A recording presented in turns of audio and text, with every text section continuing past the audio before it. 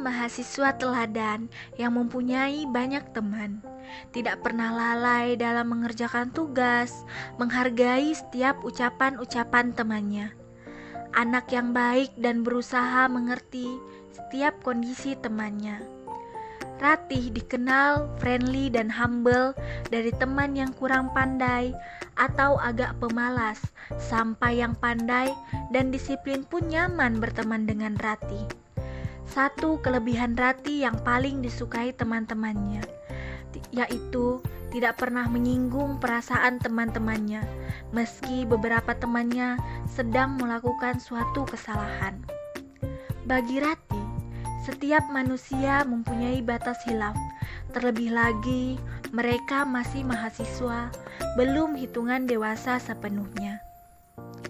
Pagi ini, Ratih sedang berada di meja belajarnya, menulis beberapa penyampaian yang disampaikan oleh dosennya, termasuk terus menyimak dengan sangat serius, sampai akhirnya waktu berlalu dan pertemuan online Zoom kelas hari ini sudah selesai. Tahun ini menjadi tahun yang cukup kelam bagi banyak orang, termasuk Ratih dan teman-teman sekitarnya. Mereka harus mengalami namanya situasi pandemik dan dirasakan setiap orang. Setiap kegiatan pastinya berhubungan dengan orang lain, dan hampir seluruh kegiatan manusia saling berkaitan dengan orang lain. Situasi pandemi ini mengharuskan setiap orang agar di rumah saja dan menjalankan aktivitas seperti biasa dengan fasilitas daring. Sudah hampir 1 tahun, Ratih dan teman-temannya terus melakukan kuliah online. Mau tidak mau, keadaan seperti ini harus mereka jalani dan terus tetap semangat. Ratih sendiri tidak pernah mengeluh tentang keadaan ini, karena ia yakin bahwa setiap kejadian buruk akan diakhiri dengan sesuatu yang indah.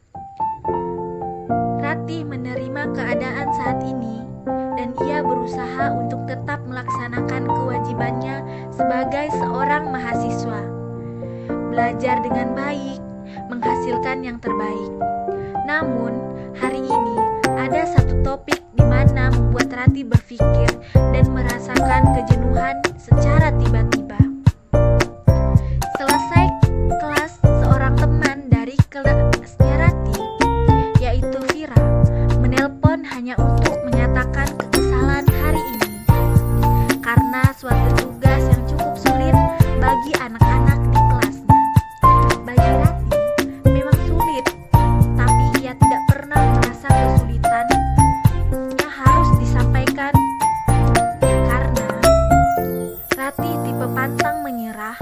Namun untuk kali ini ia berpikir jika perkataan Vira ada benarnya.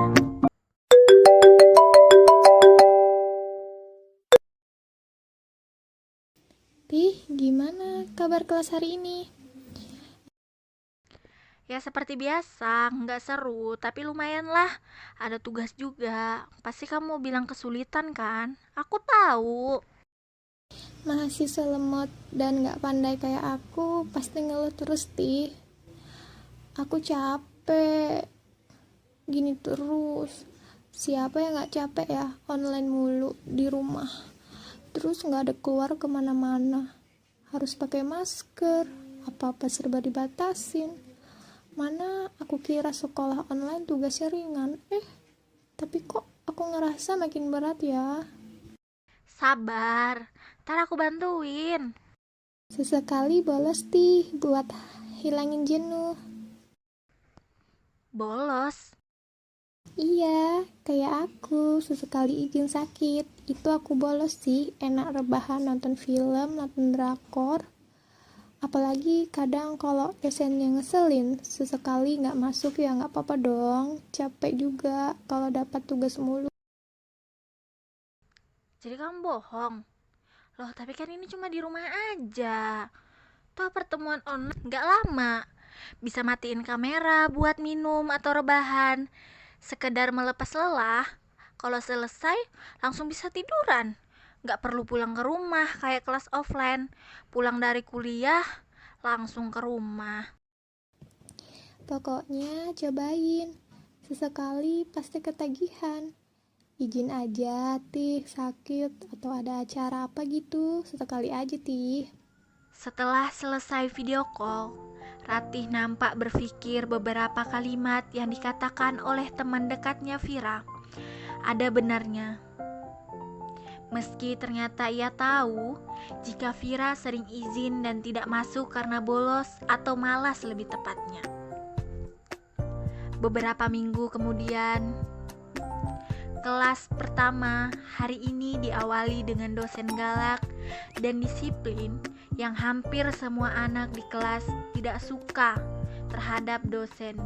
Meski begitu, Ratih akan tetap masuk dan menerima semua apa yang diucapkan dosennya.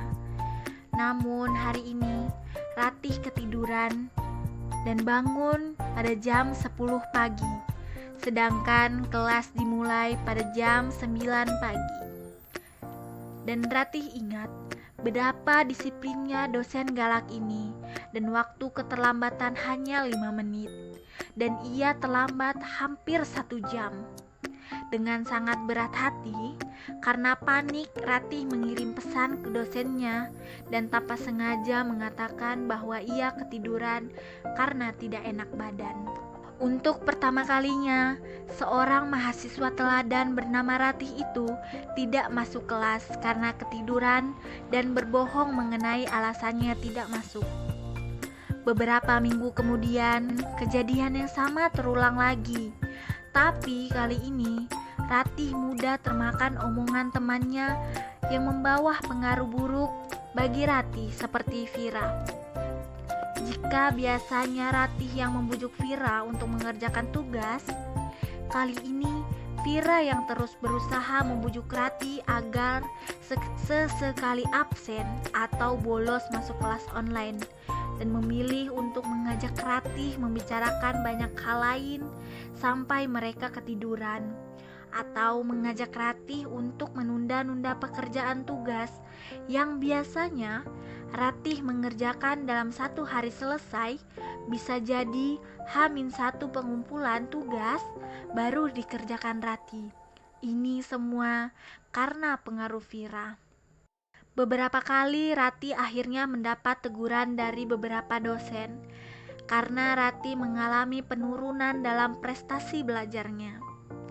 Ratih sampai dihubungi oleh dosen secara pribadi dan menanyakan apa masalah yang sedang dihadapi Ratih. Sampai teman-teman Ratih yang bisa dikatakan pandai dan disiplin pun merasakan perubahan Ratih. Biasanya Ratih jika diajak kerja kelompok melalui virtual atau diskusi-diskusi kecil menggunakan video call oleh teman-temannya, ia mau. Tapi akhir-akhir ini Ratih berubah menjadi malas dan selalu mengerjakan tugas di waktu H-1 sebelum pengumpulan tugas. Di akhir semester, Ratih mendapatkan nilai yang tidak memuaskan. Ratih sadar akan perubahan yang ia alami. Dia juga kelelahan dan jujur, kebiasaan menunda-nunda waktu mengerjakan tugas menjadikan Ratih malas dan lebih banyak menghabiskan waktu dengan mengerjakan hal lain yang tidak semestinya atau tidak berguna. Salah satu pengaruh yang membuat Ratih seperti ini adalah Vira, teman dekatnya. Meski begitu, dari Ratih sendiri juga merasakan kejenuhan yang sangat selama masa pandemi ini. Jadi, saat teman-temannya yang memang tidak sengaja menggoda Ratih untuk tidak rajin lagi, menjadi semangat karena orang yang pandai seperti Ratih berhasil digoda. Kebiasaan menunda-nunda dan malas ini menjadi kebiasaan Ratih dan sulit untuk dihilangkan dalam waktu dekat. Hari ini, Ratih dipanggil untuk menemui dosen penasehat karena penurunan nilainya yang kurang setelah dinasehati banyak hal oleh dosen penasehat. Bukannya Rati merasa terpacu untuk semangat lagi dan merubah sikapnya, Rati malah merasa apa yang diucapkan dosen penasehatnya tidak bisa merubah apapun. Setelah keluar dari ruangan dosen penasehat, Rati bertemu salah satu teman dekatnya yang bernama Ana. Ana adalah teman dekat Rati yang sangat disiplin dan sangat memperhatikan Rati. Rati dan Ana sering mengerjakan tugas bersama dengan beberapa teman lainnya yang juga anak disiplin dan pandai. Tapi karena akhir-akhir ini Rati berubah, Ana sulit menghubungi Rati dan juga terkendala saat seperti ini. Ana tidak bisa langsung menemui Rati dan menanyakan apa yang terjadi pada Rati. Kebetulan yang sangat baik, Rati dan Ana bertemu di kampus karena Ana pun ada keperluan untuk datang ke kampus. Rati, lama banget aku gak ketemu kamu.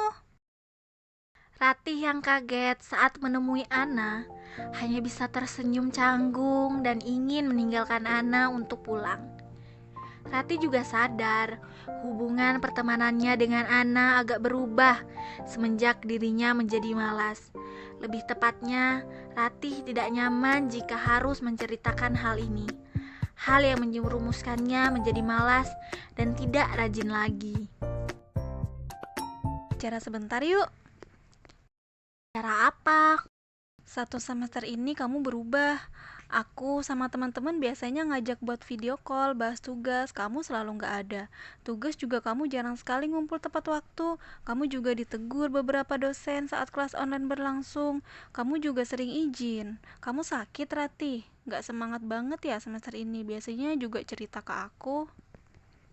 Gak apa-apa, Ana. Aku gak apa-apa.